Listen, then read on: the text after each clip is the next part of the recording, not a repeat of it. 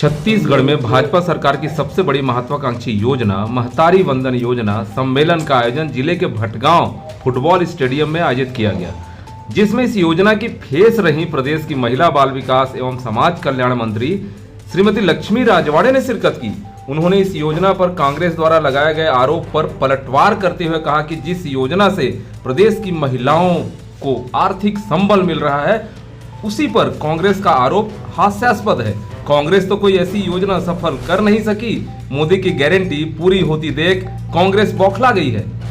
Sunny Leone के नाम से महतारी वंदन योजना की 1000 राशि बस्तर संभाग के आंगनबाड़ी केंद्र तालूर में किसी व्यक्ति द्वारा फ्रॉड कर योजना का गलत लाभ, इस पर जांच करते हुए उन्होंने कार्रवाई की बात कही। मंत्री महोदया, एक बहुत बड़ा मामला छत्तीसगढ़ में जो सबसे बड़ी योजना है सरकार की महतारी वंदन योजना, उसमें 2-3 दिन पहले एक एक्ट्रेस सनी लियोनी के नाम से महतारी वंदन योजना की 1000 की राशि किसी व्यक्ति द्वारा लेने का मामला प्रकाश में आया है। कांग्रेस पे आरोप लगा रही है, क्या कहना है?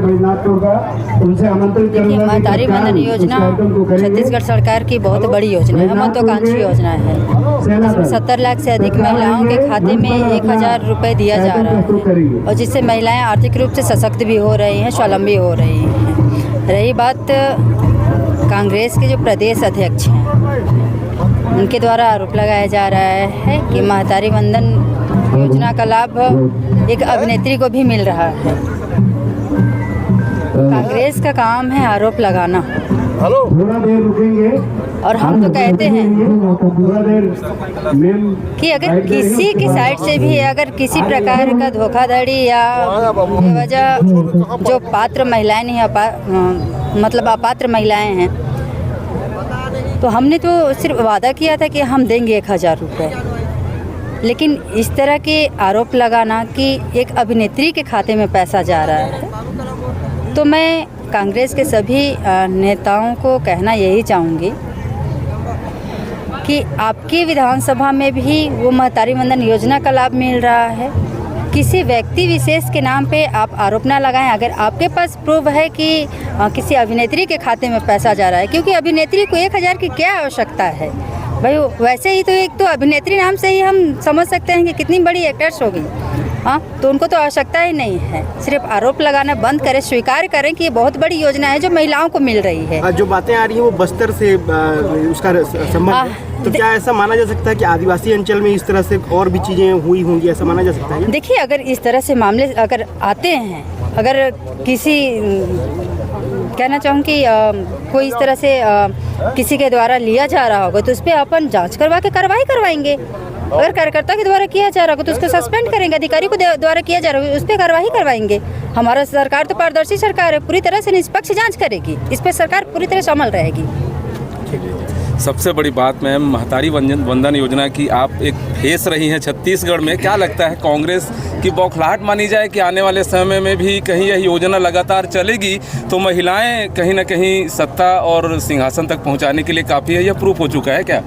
नहीं, देखिए, बात ऐसा है कि आपने जो कहा कि नहीं कांग्रेस के नेता बौखलाए हुए हैं, वाकई में बौखलाए हुए हैं, क्योंकि 5 साल उन्होंने तो कुछ करके नहीं दिखाया।